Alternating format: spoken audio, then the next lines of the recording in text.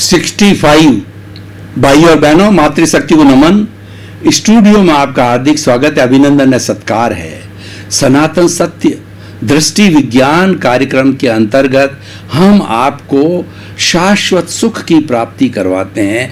वो कैसे होता है, हम आपको जीवन की अल्टीमेट रियलिटी बताते हैं, यूनिवर्सल ट्रुथ बताते हैं, सार्वभौम सत्य बताते हैं। उसमें हम आपको कुदरती रचना और कुदरत के कानून का सहारा लेते हैं। ये किस लिए करते हैं कि आपका जीवन आनंदमय हो, आपका ये जो मनुष्य जीवन है बहुत सुख से बीते और आनंद के साथ में आप इसको व्यतीत करो।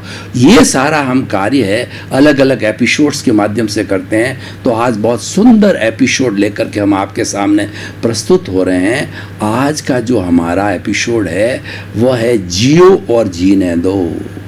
भाई और बहनों, ये एक ऐसा समन्वयवादी सूत्र है कि अगर ये विश्व की 7 अरब की जनसंख्या अपना ले तो किसी को कोई तकलीफ नहीं हो सकती है। सभी शांतिपूर्ण से अस्तित्व से जो है जी सकते हैं। आज विश्व के अंदर इतनी आपाधापी है कि विश्व के 210 कंट्रीज के अंदर प्राय सभी कंट्रीज अपनी सुरक्षा पे, अपनी सेनाओं पे, थल सेना, वायु सेना और जो है वो नभ सेना और थल सेना, जल सेना, सभी के ऊपर खर्च अधिकतम करती है। और कई देश अमेरिका जैसे तो 70-80% जो है सुरक्षा का बजट रखते हैं। तो उनके लोगों की समृद्धि के लिए, विकास के लिए बहुत कम बजट मिलता है, क्योंकि अल्टीमेट तो व्यक्ति को रोटी, कपड़ा, मकान, शिक्षा, चिकित्सा, जो मूलभूत आवश्यकता है व्यक्ति की, जिससे वो सुखी रह सकता है, जिससे वो आनंद का व्यवहार जगत जी सकता है, वही अगर मुहैया नहीं होती है। हिंदुस्तान को देख लीजिए कि अभी ये विकसित देश नहीं है, ये विकासशील देश है। तो अभी ये विकसित होने वाला है, तो वहाँ पे बहुत गरीबी है। हमारे यहाँ पर लगभग 40-50% जो है जनसंख्या गरीबी की रेखा के नीचे जी रही है। और बहुत से हमारे ऐसे भाई बहन हैं, उनको 2 जून की रोटी भी नहीं मिलती है। तो वो सुरक्षा पे लगाया गया बजट है, वो सामान्य ग्रास रूट व्यक्ति, जो अंतिम छोर का व्यक्ति, आदिवासी व्यक्ति जो गांव में रहता है, उसको क्या लाभ मिलने वाला है? जिसको रोटी भी नहीं मिल रही है, वो क्या समझेगा इन जल थल को और इन सब चीज़ों को। तो भाई और बहनों, जियो और जीने दो का सूत्र है, अपना ले तो निशस्त्रीकरण हो जाता है।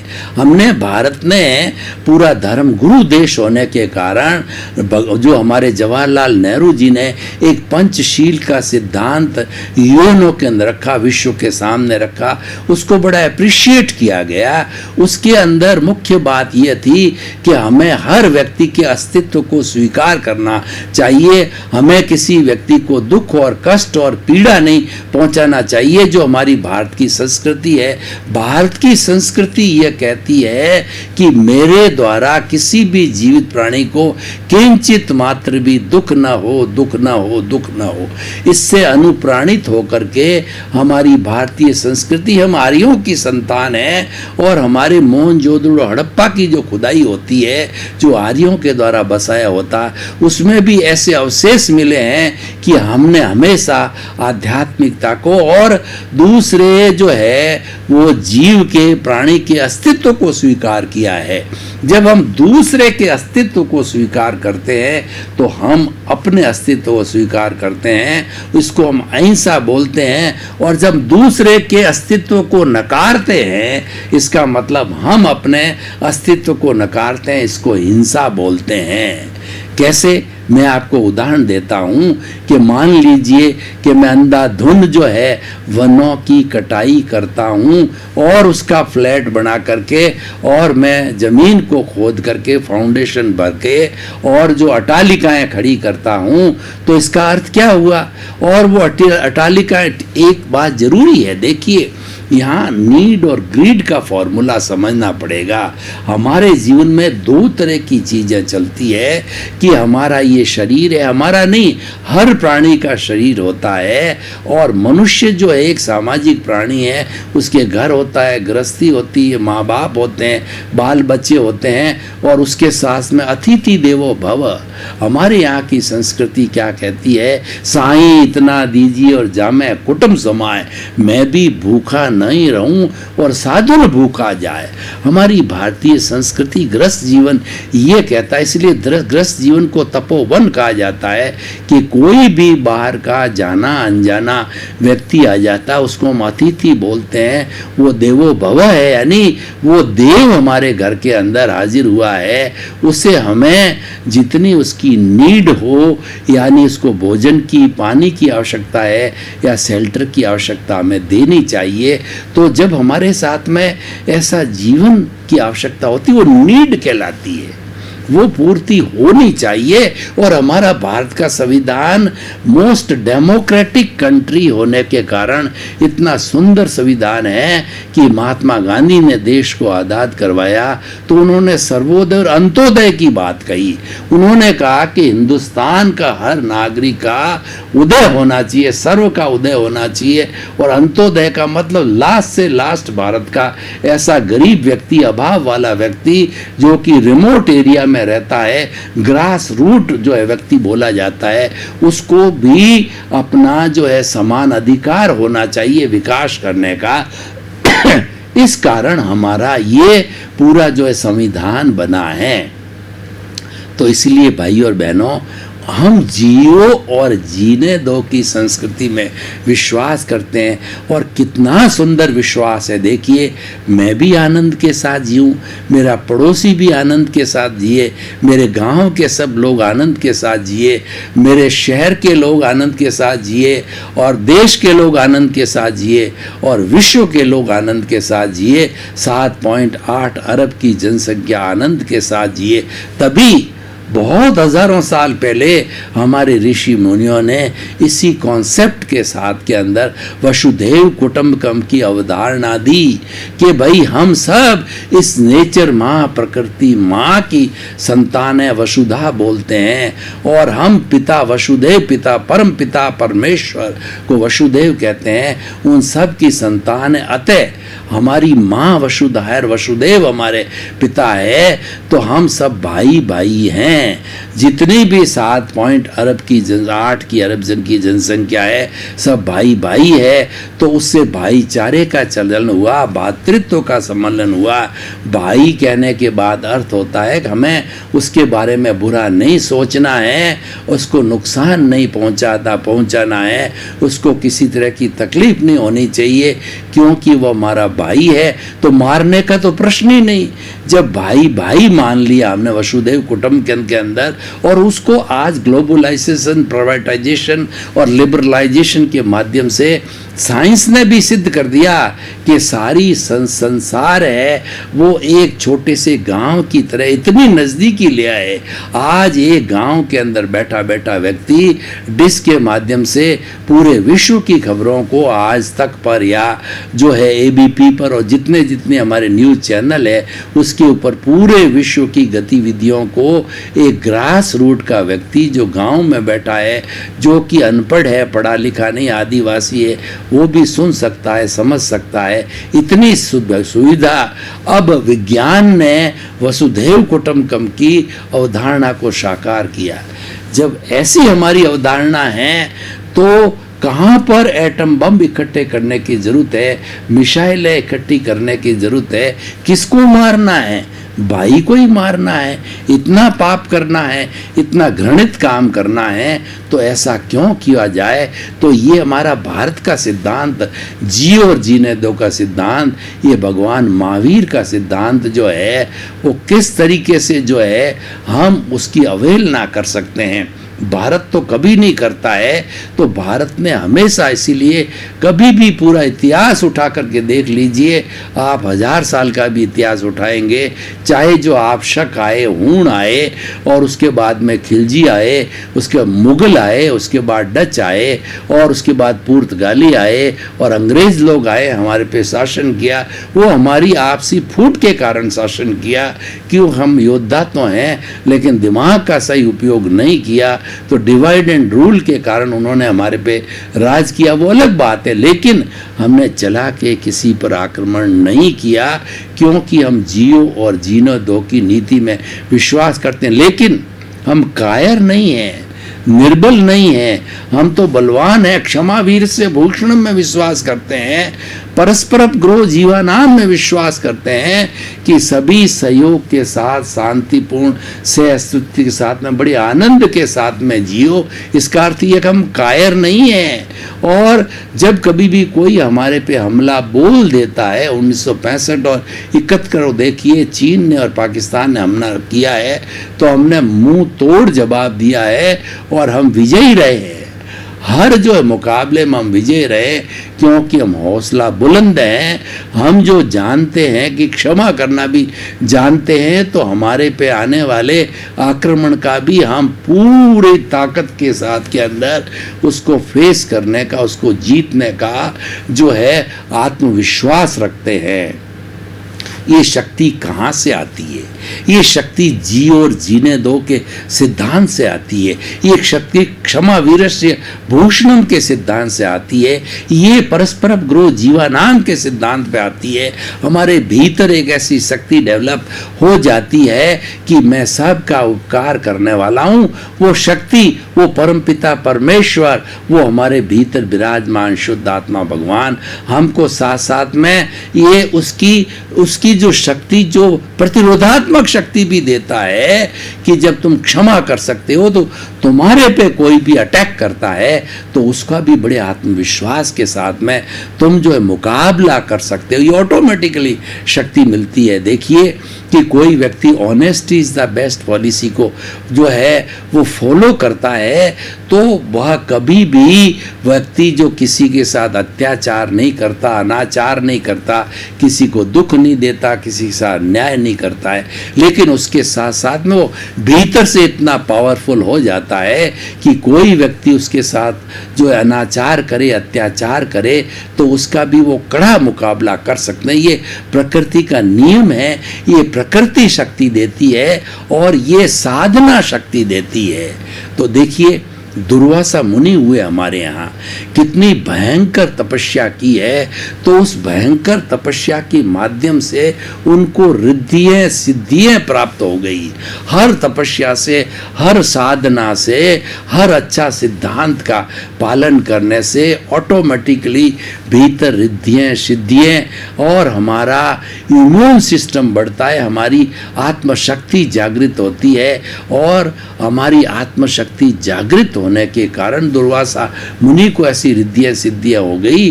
तो दुर्वासा मुनि के पास बताते हैं कि ऐसी ताकत थी कि वो सारे विश्व को जो है अपने श्राप से भस्म कर सकते थे। इसीलिए कोई क्रोधित होते थे तो कोई राजा, महाराजा, ऋषि, मुनि उसके पैरों में पड़ता है कि प्रभु आपके रिद्धि सिद्धि का उपयोग मत करना, ब्रह्मास्त्र का जो है उपयोग मत करना है कि सृष्टि भस्म हो जाएगी, क्योंकि आपके भीतर वो ब्रह्मास्त्र है। तो भाई और बहनों, ये हमारा जीव और जीने दो का सिद्धांत एक ब्रह्मास्त्र है। ब्रह्मास्त्र कैसा? दूसरे को खत्म करने का नहीं, सबको जिंदा रखने का ये सूत्र है। हम तो किसी की हिंसा में विश्वास नहीं करते हैं, हम हर प्राणी को सुखी देखना चाहते हैं, हम किसी को दुख देना नहीं चाहते हैं, किसी को दुखी नहीं देखना चाहते हैं। तो इससे हमारा सिस्टम जो परस्परो ग्रोह जीवानाम डेवलप हुआ, तो हमने सोचा कि हमारा सब जो ये जीवन है वो जीवन सापेक्ष है। जीव और जीनोदेव का सिद्धांत ने क्या डेवलप किया? सापेक्षता डेवलप की। सापेक्षता का अर्थ ये होता है कि ये सारी सृष्टि वाइब्रेशन की सिस्टम से पूरी दुनिया 210 कंट्रीज, पूरी सृष्टि, पूरा संसार है वो वाइब्रेशन से जुड़ा हुआ है। ये दार्शनिक पक्ष है। और उसके अंदर कोई भी एक परिंदा भी पर मारता है तो पूरा कॉस्मोस प्रभावित होता है। वो इतना सूक्ष्म होता है कि हमको दिखाई नहीं देता है। मैं जो शब्द बोल रहा हूँ ये सृष्टि में ही रहते हैं, ये कभी समाप्त नहीं होते। भगवान महावीर की वाणी को और जीसस क्राइस्ट की, ईसा मसीह की वाणी को, गुरु नानक की वाणी को आज पकड़ा जा रहा है और भगवान महावीर की वाणी को थोड़ा अस्पष्ट रूप में पकड़ भी लिया गया, मूल को, जो कि 2500 साल 2600 साल पहले बोली गई थी। क्यों? कि सृष्टि के बाहर चीज नहीं जाती है और सृष्टि की पूरी एनर्जी कभी वेस्ट नहीं होती। भूत, भविष्य, वर्तमान के एनर्जी सेम होती है। आइंस्टीन ने इस पे सिद्धांत दिया E=mc²। m का मतलब मास और c² का मतलब कॉन्स्टेंस। इस व्यक्ति की और पूरी दुनिया की जो एनर्जी है वह हर समय में कांस्टेंट होती है। मात्र ट्रांसफॉर्मेशन होता है, रूपांतरण होता है। ठोस द्रव में बदलता है, द्रव गैस में बदलती है, गैस वाइब्रेशंस में बदलती है और वही वाइब्रेशंस के माध्यम से, उसी थ्योरी से आज जो है सैटेलाइट बना है, टीवी बना है, मोबाइल बना है और इसी वाइब्रेशन के सिद्धांत के माध्यम से हम एक दूसरे से सापेक्ष हुए हैं। और जिन्होंने वाइब्रेशंस के सिद्धांत को पढ़ा है, फिजिक्स को पढ़ा है, sinusoidal waves, wavelength, frequency, cos theta, sine theta, वो समझते हैं कि सारी वेव्स का जगत है और उसके माध्यम से हम रिलेटिव है। जब हम रिलेटिव है तो हम किसी का बुरा क्यों करें और कैसे कर सकते हैं? हम कर भी नहीं सकते हैं, क्योंकि सबका पालन पोषण सृष्टि माँ करती है। सृष्टि माँ कहती है कि 84 लाख जीवा योनि हैं, उन सब को जन्म देने वाली, भरण पोषण करने वाली, और अंतिम समय भी उनका आता है। तो जब राम नाम सत्य होता है, उसका जब क्रियाकांड हो जाता है, तो वो शरीर भी आखिर के मेरे इस 5 भूतों के अंदर जो मेरी रचना है, उसके अंदर पृथ्वी, जल, अग्नि, वायु और आकाश में पंचभूत का पुतला उसमें जाके विलीन हो जाता है। एनर्जी कभी भी वेस्ट नहीं होती है और उसी सिद्धांत के तहत जो है सारे जीव अपना जन्म लेते हैं और कर्मों के अनुसार इस संसार रूपी जो है स्टेज के ऊपर अपना अभिनय करके फिर चले जाते हैं। इसलिए कहा गया है कि रंगमंचीय जगत है और कर्म खिलावन हार, और नाना रूप बनाए के और चेतन खेलनहार। भाई और बहनों, ये जो सारा स्टेज है, आपने राम लीला कभी देखी होगी। उस स्टेज के ऊपर कोई राम बनता है, कोई सीता बनता है, कोई जो है रावण बनता है और कोई जो है हनुमान बनता है। अपना अपना रोल अदा करके वो चले जाते हैं, वो काल्पनिक होते हैं। तो हमारा भी ये जो रिलेटिव जीवन है, हम माँ बन के, बाप बन के अपना रोल अदा करते हैं, लेकिन हमको अदा कराने वाला है कठपुतली की तरह हम जीते हैं। हमको कर्म रूपी जो है धागा है, जो किसी और के हाथ में, कर्म के हाथ में, वो खिलाता है। को सुख को दुख देता है और कर्म देता झकझोर, उर्जत सुरजत आप ही और ध्वजा पवन के फेर। भाई और बहनों, जो मंदिर की जो ध्वजा होती है उसको कौन उलझाता है, सुलझाता है? पवन का फेर उलझाता सुलझाता है। कोई किसी को कष्ट नहीं देता। अपने किए हुए कर्म है, ये कुदरत उस निमित्त को लाके खड़ा कर देती है और वो भुगतान कर लेता है। जो पिछले जन्म में आपने किसी को थप्पड़ मारी तो वो व्यक्ति निमित्त के रूप में कुदरत के माध्यम से आके खड़ा होता है। जब आपका उदय प्रारब्ध होता है तब वो आके आपको थप्पड़ मार देता। आप कहते हो मेरी क्यों मारी भाई? पर जो ज्ञानी पुरुष होता है, समझता है, उसको स्वीकार करता है, उसको मात्र जानता देखता है कि मैं मार के आया हूँ तब इसने मारी, किसी की स्वतंत्र सत्ता शक्ति नहीं है। ये तो व्यवस्थित शक्ति कराने वाली है। तो व्यवस्थित शक्ति में विश्वास करता, वो अकर्ता रूप में रहता है, अपने आप को और संसार के किसी जीव को कर्ता नहीं मानता, अपने आप को निमित्त मानता है और वह इस के नियम को, कुदरती रचना, कुदरत के कानून कानून को स्वीकार करता है और सनातन सत्य को प्राप्त करता है। तो भाई और बहनों, हम निष्कर्ष की भाषा में बात करना चाहते हैं, बहुत ही सुंदर ये जो है हमारा जियो और जीने का सिद्धांत, ये परार्थ की चेतना बोलते हैं इसको।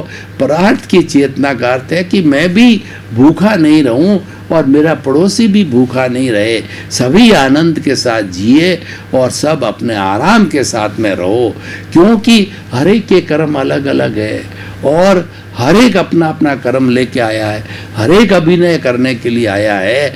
तो हम किसी के बारे में क्यों तो प्रतिक्रिया करें और क्यों जो है ओपिनियन दें और क्यों जो अभिप्राय दें। वो तो ऐसा कर रहा है, कोई व्यक्ति जो है डाका डाल रहा है, चोरी कर रहा है या पॉकेट मार रहा है, हम उसके ऊपर उसके प्रति राग द्वेष करते हैं, वो पॉकेट मार रहा है तो वो तो ऐसे कर्म लेके आ रहे हैं। कोई कसाई है, बूचड़ खाना चला रहा है, तो वो तो अपना कर्म लेके आ रहा है, वो अपना कर्म कर रहा है। हमें उसके भीतर विराजमान शुद्ध आत्मा भगवान को देखना है, उसको दोषी नहीं देखना है। और क्योंकि वो तो लेके आएगा और अगर वो भुगतान है तो उसका है, बांधेगा तो वो उसका है, आपके ऊपर क्या असर पाने वाला, वो आपको थोड़ा ही मार रहा है। और क्योंकि किसी स्वतंत्र सत्ता है नहीं किसी को मारने की, वो तो अपना अपना हिसाब है करते रहते हैं।